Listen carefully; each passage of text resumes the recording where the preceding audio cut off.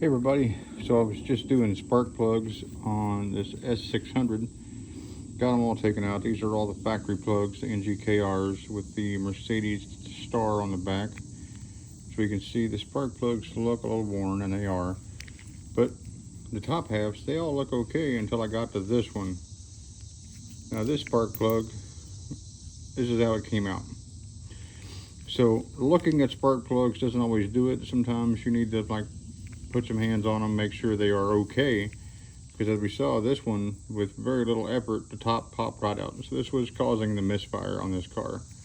Anyway, just wanted to share that when you're doing spark plugs or inspecting spark plugs, push on them a little bit, make sure they're not busted or damaged. Anyway, that's it. Thanks for watching this, and I'll catch you in the next one. Please don't forget to like and subscribe.